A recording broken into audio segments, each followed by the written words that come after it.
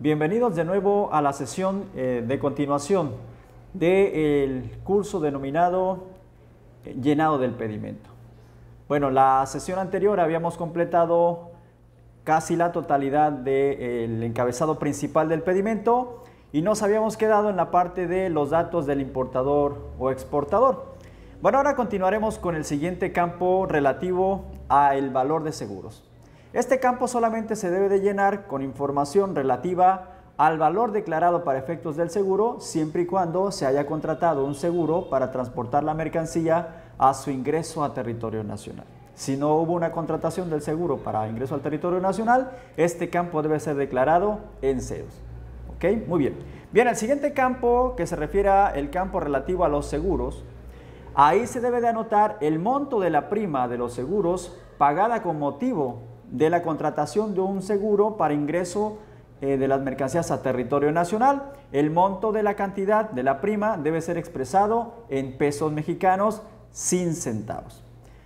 En el siguiente campo que se refiere a los fletes, nuevamente se refiere al monto expresado en pesos mexicanos de los fletes contratados internacionalmente con motivo de la transportación de la mercancía a territorio nacional, que necesariamente se tuvieran que incrementar de conformidad con el artículo 65 de la ley aduanera en vigor. Recordemos que estos campos relativos al seguro y a los fletes, así como el siguiente campo relativo a los embalajes o el final de otros incrementables, son conceptos que de acuerdo al artículo 65 de la ley aduanera se deben sumar al valor comercial o al precio pagado de las mercancías para conformar el valor en aduana de las mismas. Así que entonces el siguiente campo relativo a los embalajes, si es que en esta operación, de conformidad con los Incoterms utilizados en la operación, es necesario utilizar otros embalajes porque a lo mejor la mercancía requirió un embalaje especial y bueno, está facturado de manera independiente al valor de las mercancías, por lo tanto entonces se debe considerar como concepto incrementable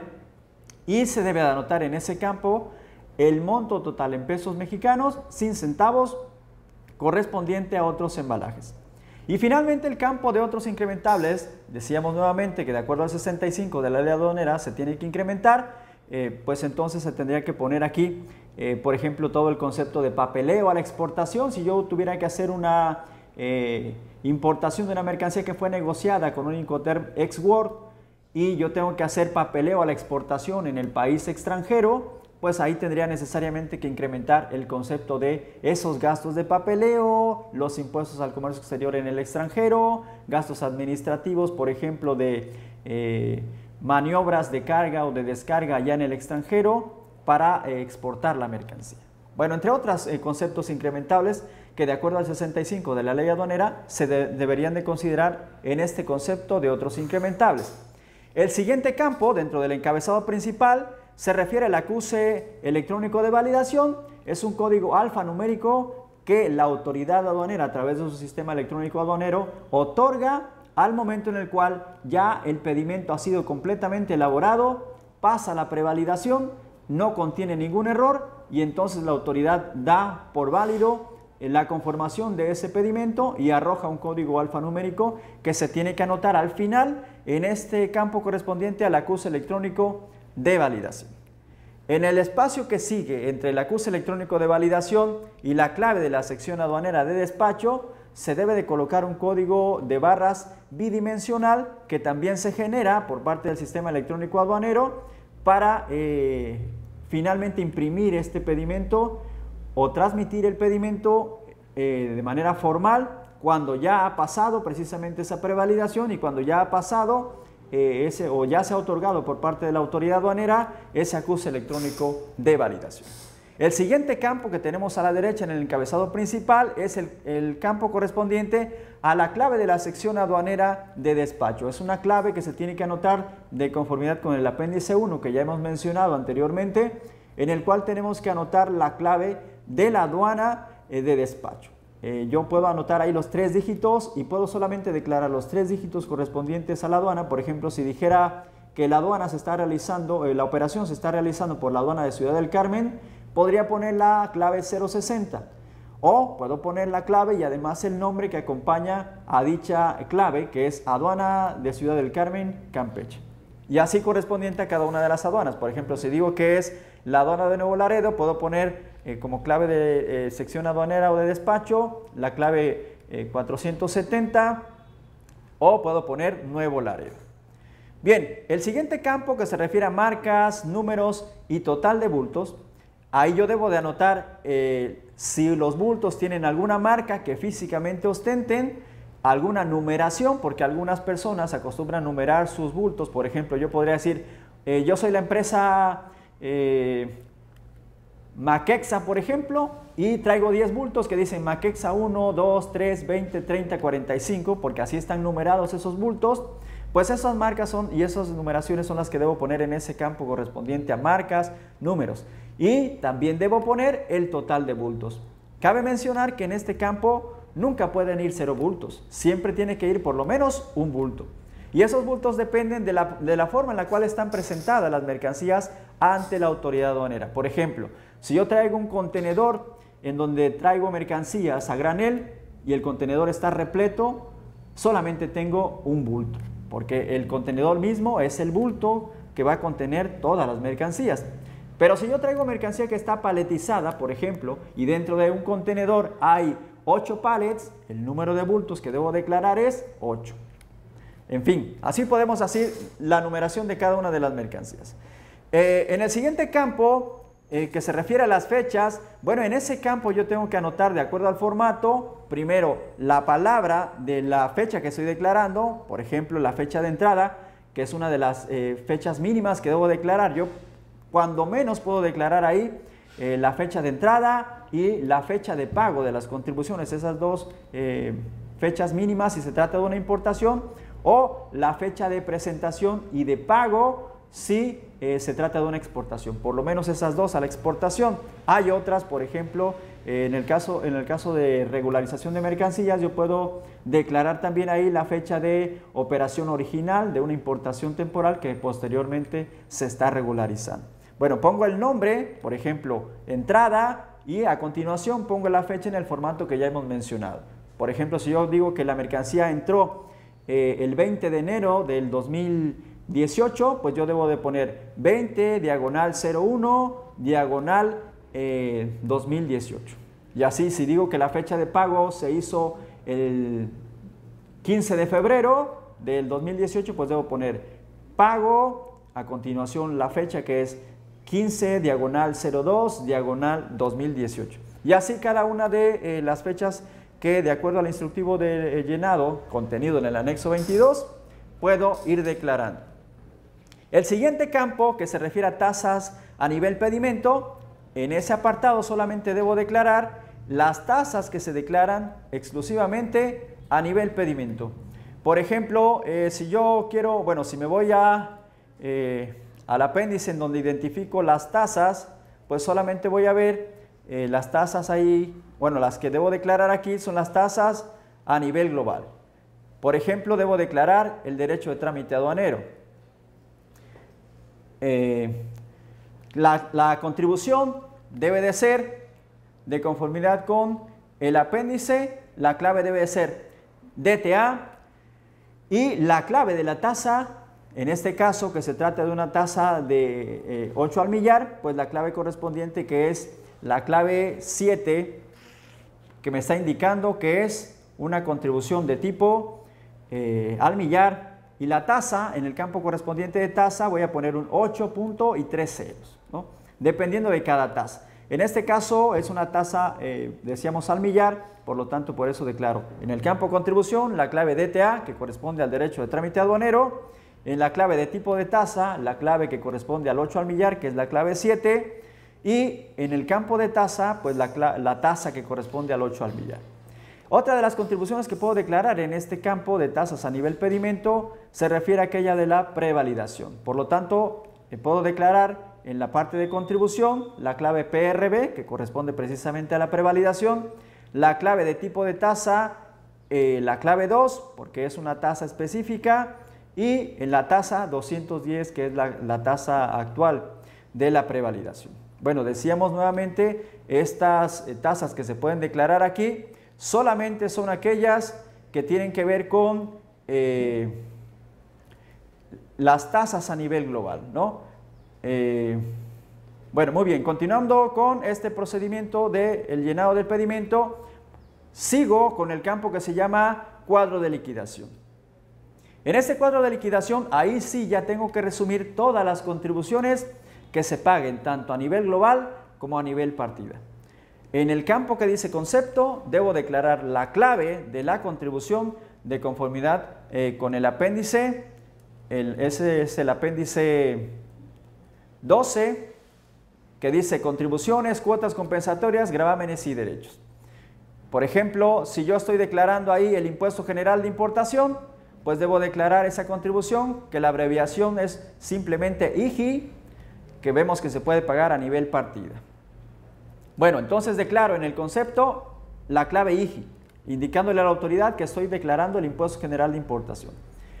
Luego voy a la forma de pago, que es, de acuerdo al apéndice también, la forma de pago está en el apéndice número 13, y ahí vienen las formas de pago.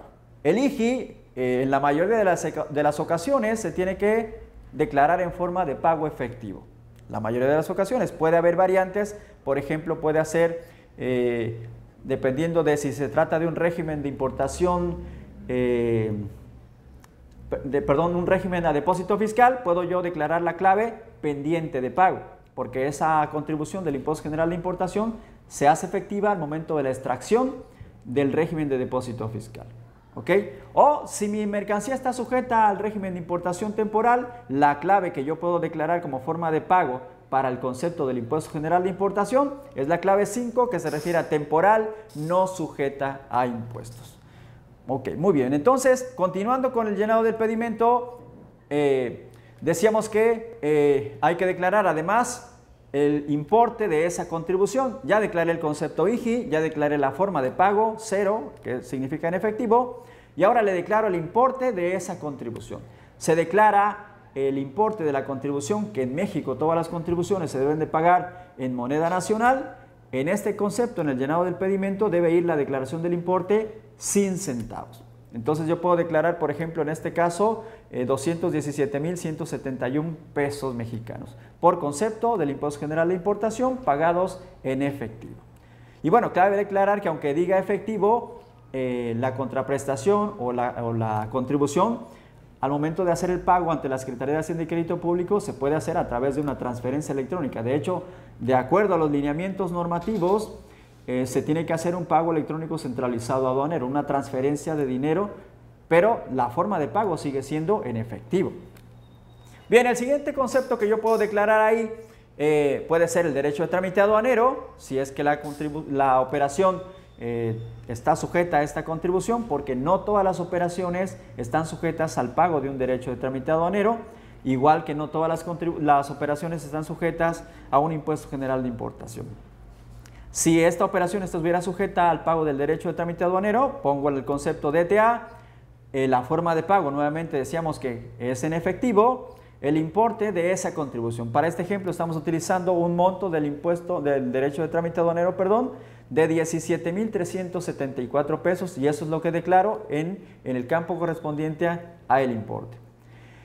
Vemos que en este cuadro de liquidación hay dos espacios para declarar los mismos datos, concepto, forma de pago e importe, y eso me permite a mí poner una información en el primer grupo de 3 columnas, o la puedo poner en el otro grupo de otras 3 columnas, de tal suerte que yo pueda ir utilizando todos los espacios de este cuadro de liquidación. En este ejemplo que estamos utilizando, utilizo para el lado derecho en el concepto la prevalidación, la forma de pago efectivo y un importe de 210 pesos. A continuación ponemos como concepto de pago de contribución CNT, que se refiere a la contraprestación, la forma de pago efectivo y un importe de 57 pesos. Y finalmente declaramos en este cuadro el IVA como concepto, la forma de pago efectivo y el importe de 385,001 pesos.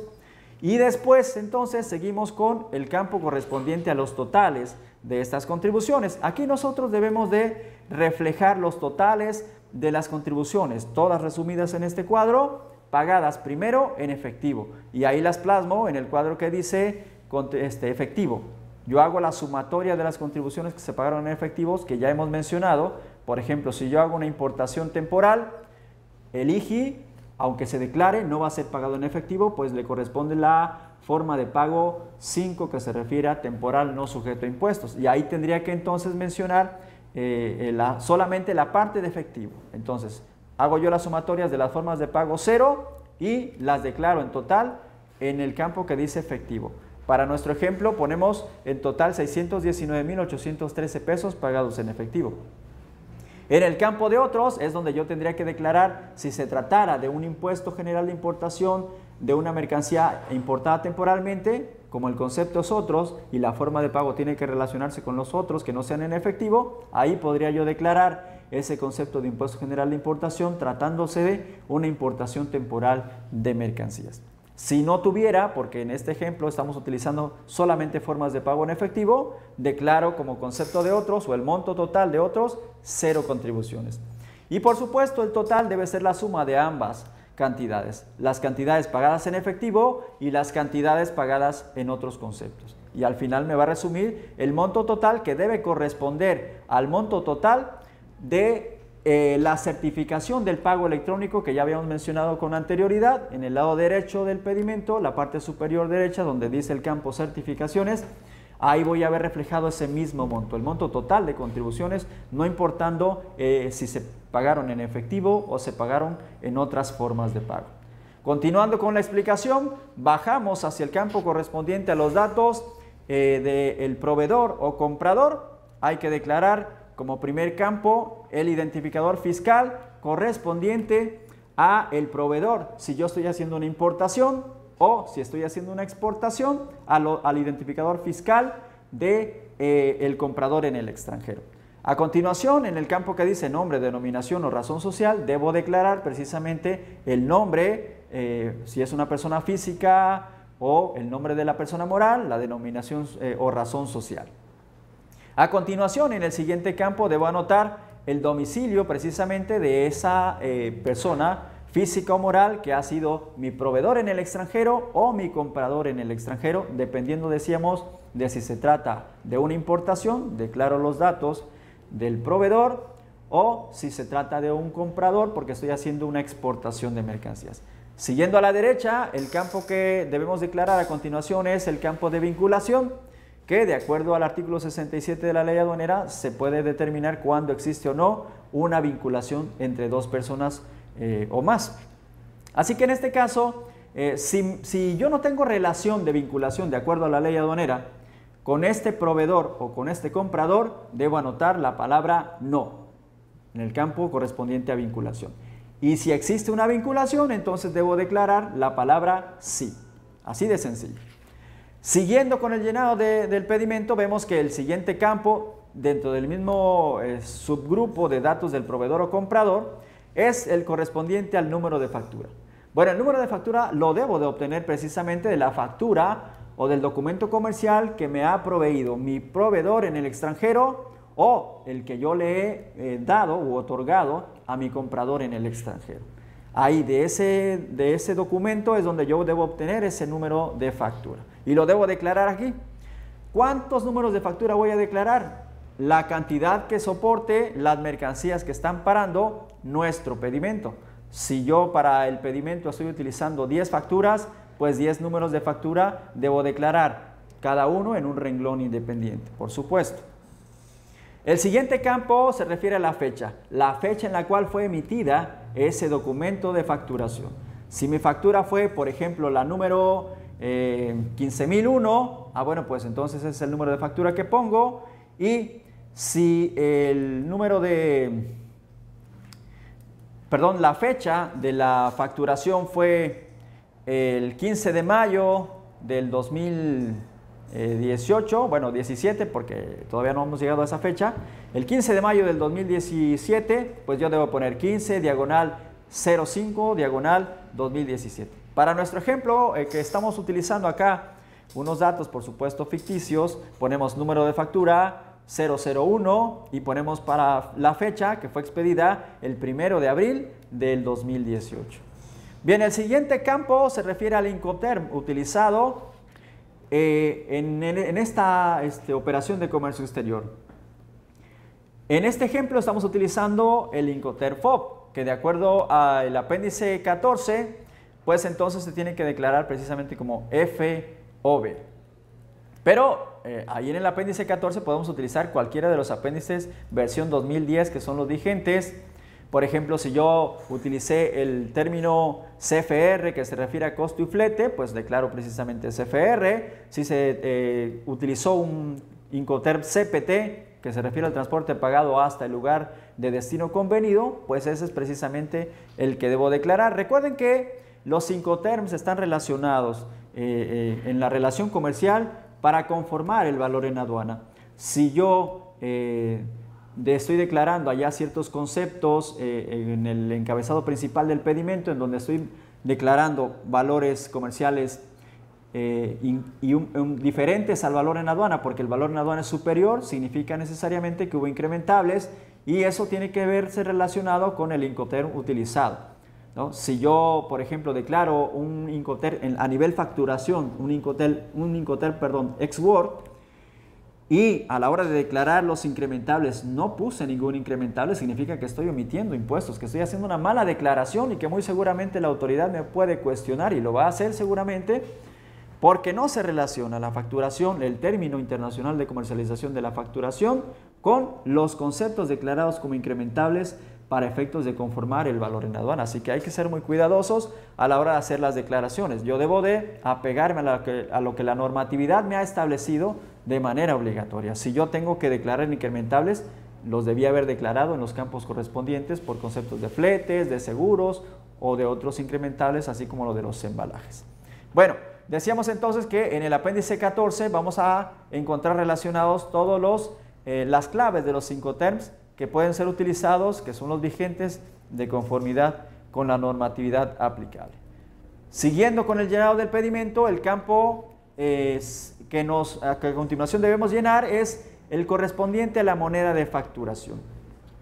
El campo de la moneda de facturación se debe declarar ahí la clave correspondiente de acuerdo al apéndice 5. Por ejemplo, si la mercancía fue facturada en dólares, bueno, entonces la clave que debo anotar en esta moneda de facturación es la USD, que corresponde a los dólares. Si mi moneda de facturación fue euros, pues debo declarar la clave EUR, que se refiere a euros.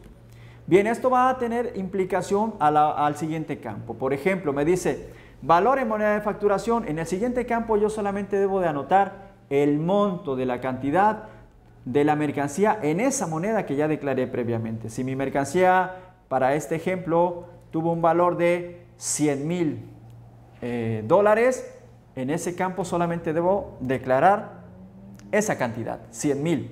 Ya no debo anotar la palabra dólares porque anteriormente en la moneda le declaré a la autoridad que es precisamente dólares. Continuando hacia la derecha veo el campo que dice factor de moneda de facturación. Este factor de conversión de la moneda de facturación hacia dólares se publica en el Diario Oficial de la Federación, en la sección del Banco de México. Se publica aproximadamente dentro de los primeros 10 días de cada mes.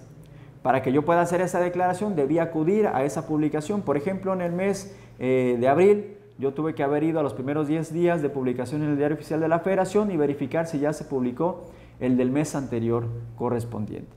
Una vez que ya obtengo esa publicación, verifico cuál es el tipo de equivalencia de la moneda extranjera con relación al dólar y la declaro precisamente ahí.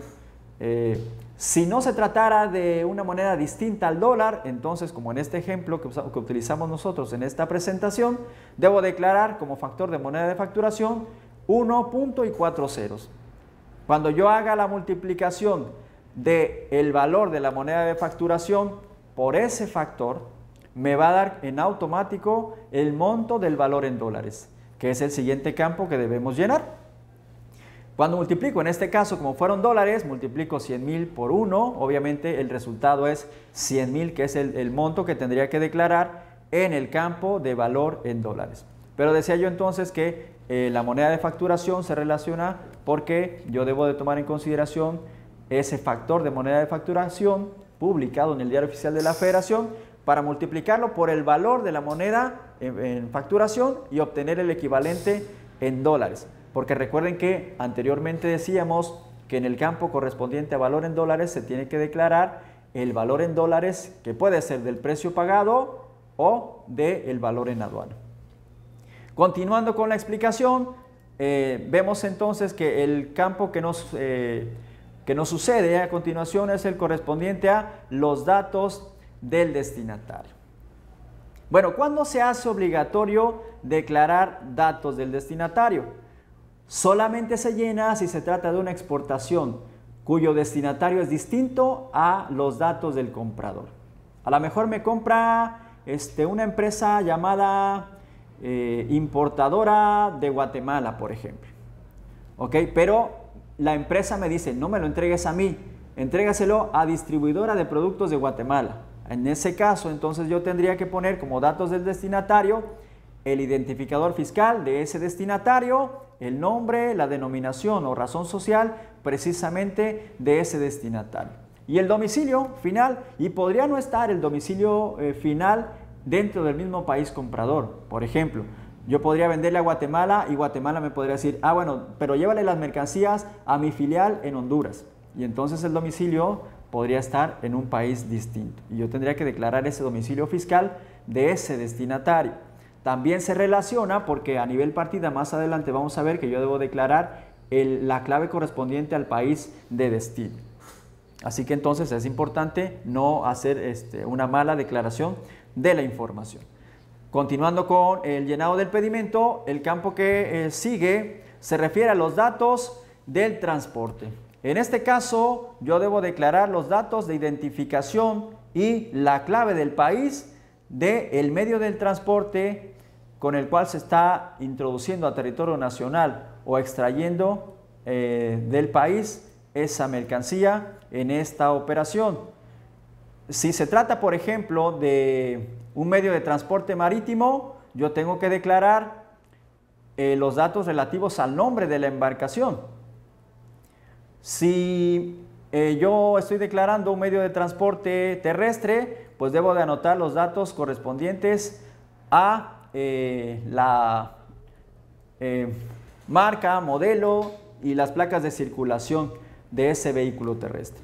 Si se trata de un ferrocarril, pues entonces debo de anotar el número de furgón o la plataforma que está transportando esa mercancía a territorio nacional.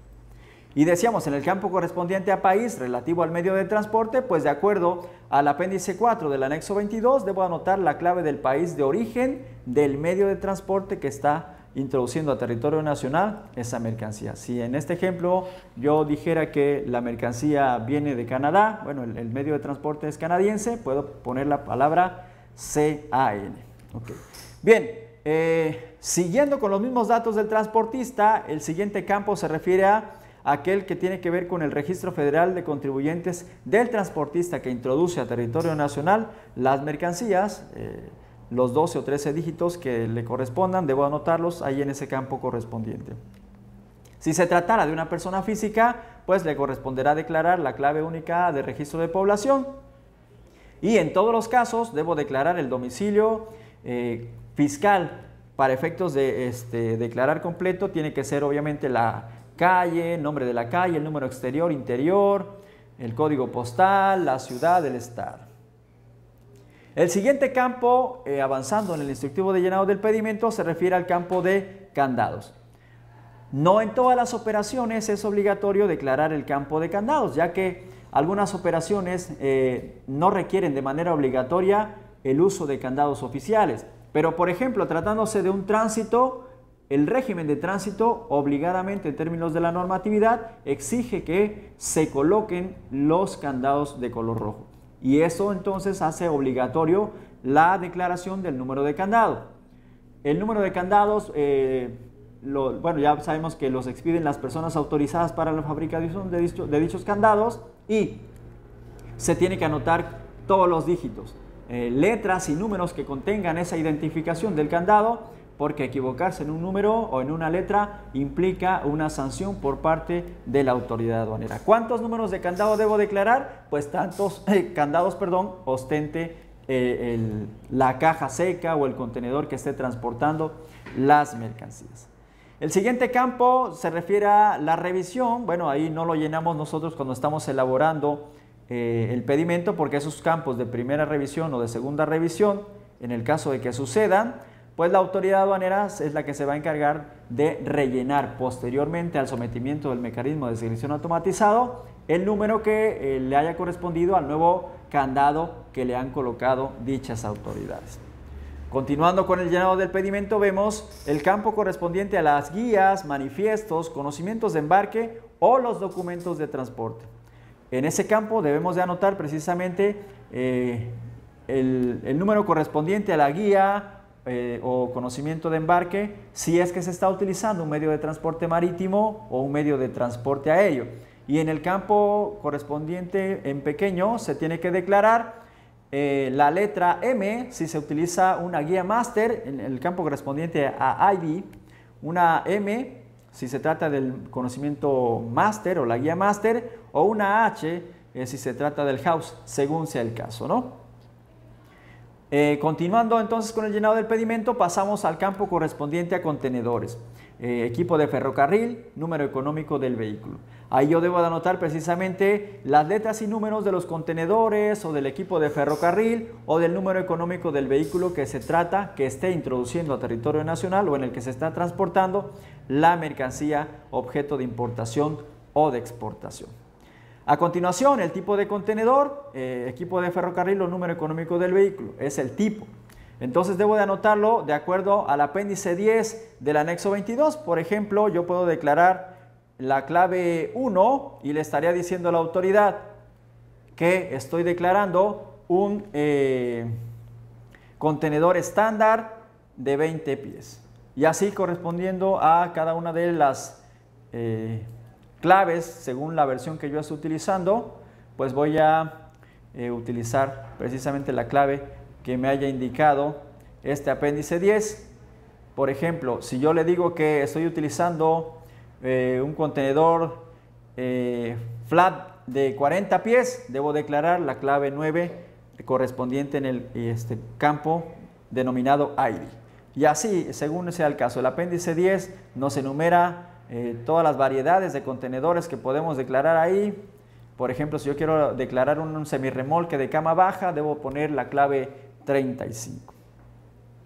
Bien, continuando con la declaración de los campos, debo hacer la declaración de los identificadores a nivel pedimento.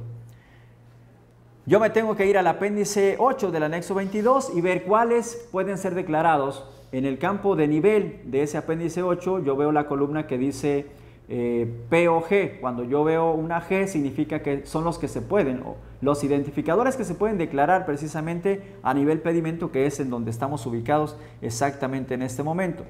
Yo puedo declarar, por ejemplo, que el identificador IC, que significa que es una industria certificada. Y como no me pide ningún complemento ese identificador, lo dejo en blanco.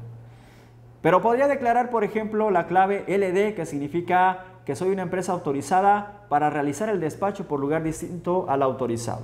Y el complemento, de acuerdo al apéndice 8 del anexo 22, me exige declarar el registro federal de contribuyentes de la persona autorizada para el lugar distinto al autorizado. Así que entonces declaro mi RFC a 12 o 13 posiciones. Siguiendo con el llenado del pedimento, el campo que debemos analizar ahora se refiere a las cuentas aduaneras de garantía a nivel pedimento. En el campo que dice tipo de cuenta, pues yo debo de poner acá la clave 0, que se refiere a la cuenta aduanera de garantía. Y en el campo que, bueno, también existe la posibilidad de que estemos realizando un descargo en el siguiente campo que vamos a analizar, llamado descargos de mercancía. Estas operaciones, por ejemplo, se trata de operaciones que están retornando mercancías que fueron importadas temporalmente. Entonces, cuando se trata de un descargo, yo debo de poner el número de pedimento original de la importación que en su momento se realizó, y también me pide declarar la fecha de la operación original, o sea, la fecha en la cual yo modulé ese pedimento en aquel entonces. Y finalmente la clave del pedimento original, por ejemplo, podríamos decir la clave BH. Bueno, continuando con el llenado del pedimento, pasamos ahora con las partidas. es necesario mencionar que un pedimento puede amparar n cantidad de partidas, es decir que no hay un límite, hay un límite mínimo, por supuesto, ningún pedimento puede amparar 0 partidas, todos los pedimentos pueden amparar por lo menos una partida, pero no hay una cantidad máxima. Así que de acuerdo a las necesidades de cada operación yo puedo tener 1, 12, 15, 30, 50, 100, 200, 700, 1000 partidas en un solo pedimento, tanto como sea necesario. Bien, entonces para cada una de las partidas podemos observar que en el pedimento hay un encabezado de las partidas. Este encabezado se pone una sola vez al comienzo del llenado de las partidas y ya no se repite en automático. Yo ya sé que ese es el campo del encabezado de cada una de las partidas y la siguiente información ya me va a mostrar cada una de las partidas con esa misma información. Así que entonces voy a iniciar con el campo que se refiere a la secuencia que me va a enunciar precisamente el orden de las partidas. O sea, si yo tengo, por ejemplo, 10 partidas, obviamente la secuencia pues es la secuencia de la 1 hasta la 10. ¿Ok? Bien, el siguiente campo que se refiere a la fracción, pues ahí debo de anotar los 8 dígitos de la fracción arancelaria aplicable a la mercancía que esté amparando este supuesto. Si yo dijera, por ejemplo, que quiero amparar, no sé, bocinas, por ejemplo, pues debo poner ahí los 8 dígitos de la importación de estas bocinas. El siguiente campo que se refiere a subdivisión, pues se debe declarar la clave de subdivisión cuando ésta sea requerida. Si no es requerida, entonces lo dejo en blanco. Este campo se puede dejar en blanco. El campo que se refiere a vinculación se refiere a la clave que especifica si el valor en aduana está influido por vinculaciones comerciales. Y hay 3 supuestos a declarar en ese campo correspondiente a vinculación. Si yo le declaro a la autoridad la clave 0, le estoy diciendo que no existe vinculación. O le puedo declarar la clave 1 que le estoy diciendo a la autoridad que sí existe vinculación, pero que no se afectó el valor comercial de la mercancía, el valor en aduana. O le puedo decir la clave 2 que le indica a la autoridad que sí hubo vinculación y que esa vinculación afectó a el valor en aduana y por lo tanto tendré que utilizar los métodos alternativos para valorar las mercancías. El siguiente campo, indicado como METVAL, se refiere al método de valoración de mercancías de acuerdo al apéndice 11. Así que entonces vamos a ver que de acuerdo al apéndice 11 tenemos los métodos de valoración. Si yo le declaro la clave 0, le digo a la autoridad que es el valor comercial y este solo puede ser utilizado o declarado tratándose de una exportación. Si se trata de una importación, yo puedo declarar desde la clave 1 hasta la clave 6. La más usada, por supuesto, es la clave 1 cuando se trata de valor de transacción de las mercancías. Recuerden que si no hay vinculación, tranquilamente puedo hacer la declaración del valor de transacción de las mercancías. Si existe vinculación y esta afecta el valor en aduana de las mercancías, entonces tengo que irme a los métodos alternativos del 2 al 6 que se refieren al de transacción de mercancías idénticas, de mercancías similares, al de precio unitario de venta, al valor reconstruido o al del último recurso que sería la clave 6. Bien, seguimos entonces con el campo correspondiente a UMC que se refiere a la unidad de medida de comercialización. De acuerdo al apéndice 7 yo tengo que declarar la clave correspondiente a la unidad de medida de comercialización de las mercancías. Por ejemplo, si se trata de piezas, debo declarar la clave 6. Y ahí en el apéndice 7 vamos a encontrar todas las claves correspondientes a las unidades de mercancía válidas como unidades de medida de comercialización.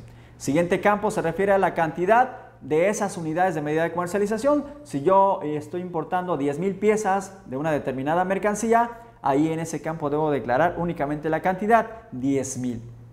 Siguiente campo que se refiere a la unidad de medida de tarifa, pues obviamente debo, de acuerdo al mismo apéndice 7, declarar la clave correspondiente que a veces puede o no coincidir con la unidad de medida de comercialización.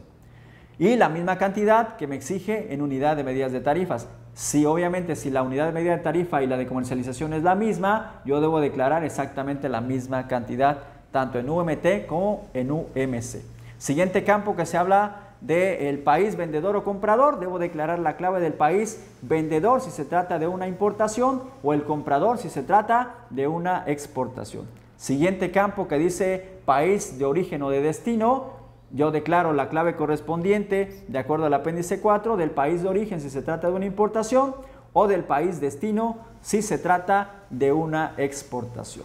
El campo de descripción, ahí me permite ampliarlo tanto como sea necesario y yo debo describir detalladamente la mercancía y todas sus características suficientes para que la autoridad pueda relacionarlas en la inspección física y también pueda clasificarlas arancelariamente. Yo debo describir, por ejemplo, si estoy importando computadoras, yo debo describir ahí computadoras portátiles, marca HP, modelo fulanito de tal suerte que la autoridad aduanera pueda con esa información verificar qué es lo que yo físicamente estoy presentando y también pueda llegar a su clasificación arancelaria. Correspondiente a valor en aduana o valor en dólares. Bueno, ¿cuándo vamos a declarar el valor en aduana? Cuando se trata de una importación o el correspondiente valor en dólares de la operación si se trata de una exportación. Así que entonces aquí debo declarar para efectos de una importación el valor en aduana correspondiente al total de las mercancías amparadas en esta partida, en pesos mexicanos, si se trata de una importación. Para nuestro caso particular estamos declarando el valor en aduana de la única partida que ampara nuestro pedimento, por lo tanto tendríamos que declarar en este campo la cantidad de 2.171.712 pesos. Se declara en este campo la cantidad sin centavos. Continuando con el llenado del pedimento, sigue entonces el campo correspondiente a importe del precio pagado o el valor comercial.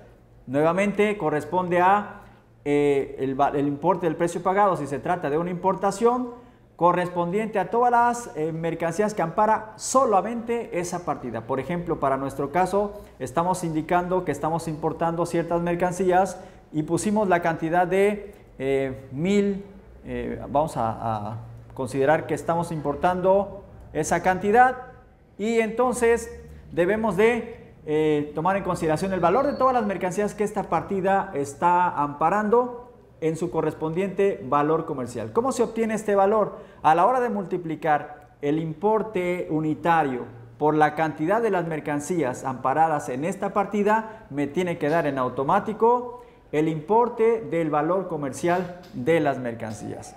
Para nuestro ejercicio práctico estamos considerando como valor de precio pagado 1.809.760 pesos.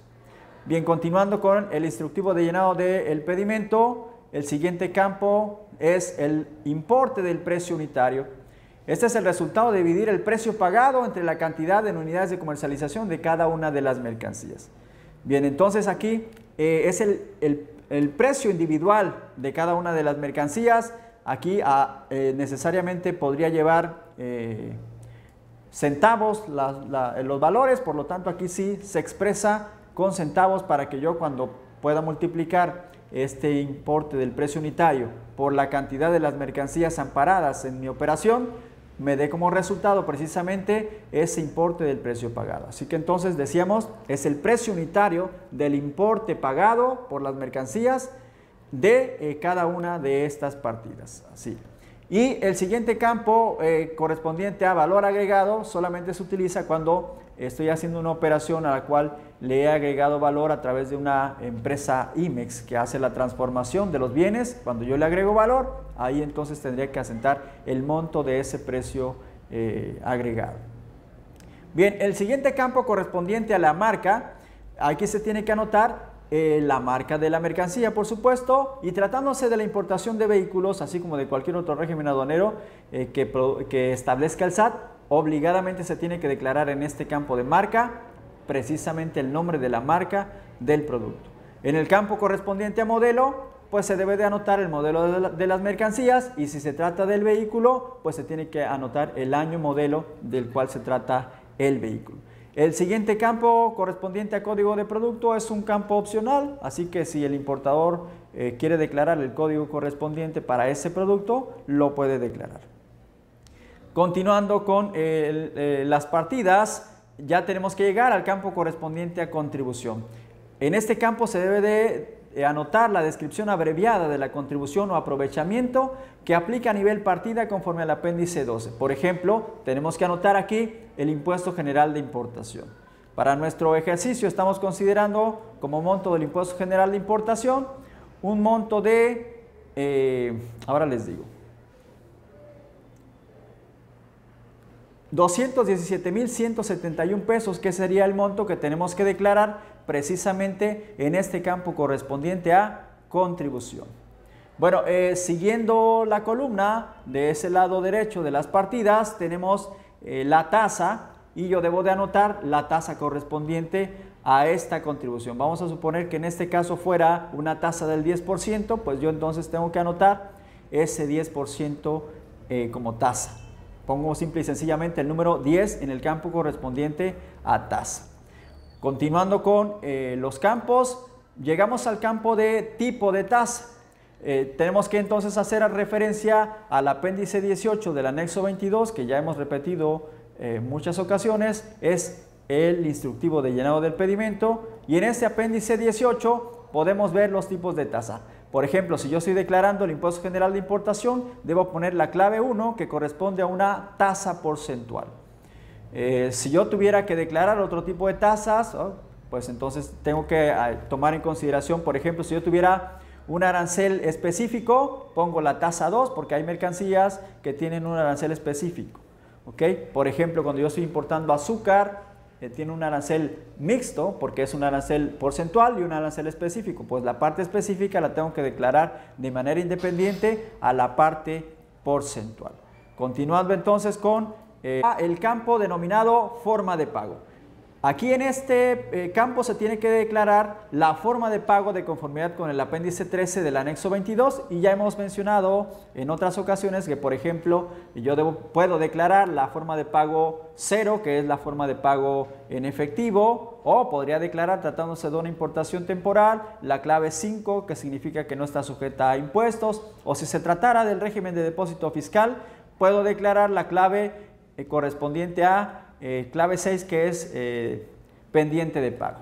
Bueno, en el siguiente campo, que se refiere ya a el importe, por supuesto ya debo de anotar el monto de esa contribución, y decíamos que para nuestro ejemplo que estamos utilizando, yo debo de poner como importe 217,171 pesos. Se anota la cantidad sin centavos, y es una cantidad que ya habíamos dicho en ocasiones anteriores, es expresada en moneda nacional, ya que en virtud de nuestra normatividad las contribuciones en nuestro país se pagan en pesos mexicanos.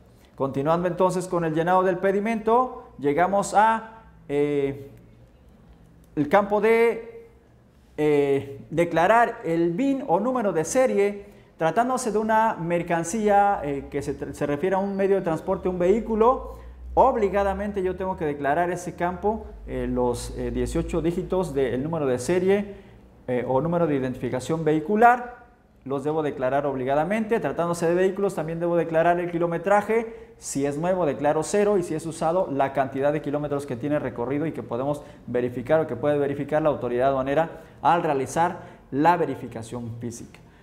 En los campos siguientes, dentro del mismo nivel partida, debo anotar las regulaciones y las restricciones no arancelarias. En el campo correspondiente a permiso, pues la clave del permiso que corresponde de acuerdo a el apéndice 9. Por ejemplo, si se tratara de una mercancía que está sujeta a una autorización fito o zoosanitaria, pues debo declarar la clave A1, ¿ok? Y así, dependiendo del apéndice 9, de conformidad con que la mercancía esté sujeta a una determinada regulación, me voy a ese apéndice y declaro la clave correspondiente a la regulación. A continuación pongo el número de permiso, lo obtengo obviamente del permiso que me han otorgado, y la firma de descargo, que es una firma electrónica, la clave alfanumérica correspondiente a la firma de descargo, la debo de anotar en ese campo correspondiente. El valor comercial en dólares es el importe del valor comercial en dólares que se está descargando en esta operación, y por supuesto la cantidad en unidades de medida de tarifa o de comercialización que se está descargando en esa partida de todo ese pedimento. Entramos ahora a la parte de los identificadores a nivel partida. Tengo que hacer referencia al apéndice 8 del anexo 22. En el nivel partida puedo identificar a todos los identificadores que se pueden anotar en este campo correspondiente. Anoto la clave, por ejemplo, EN, que significa exento de la norma. Bueno, pues ese es uno de los ejemplos que puedo utilizar en este identificador. Si la operación se estuviera haciendo al amparo de un tratado de libre comercio, por ejemplo el amparo del Telecán, pues yo debo poner obligadamente el identificador TL y me pide un complemento. Ese identificador me dice que debo de acompañarlo con la clave del país del cual es originaria la mercancía. Por ejemplo, en este caso pongo la clave USA, diciéndole a la autoridad aduanera que se está haciendo esta operación al amparo del Tratado de Libre Comercio de América del Norte y que la mercancía es originaria de Estados Unidos. Y finalmente, si le fuera aplicable, pues yo puedo realizar anotaciones a nivel partida.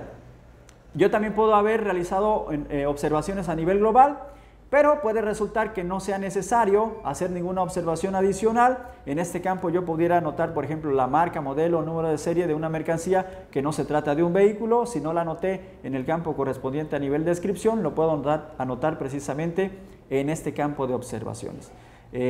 No habiendo alguna observación que realizar, no siendo necesaria, puedo dejar el campo en blanco.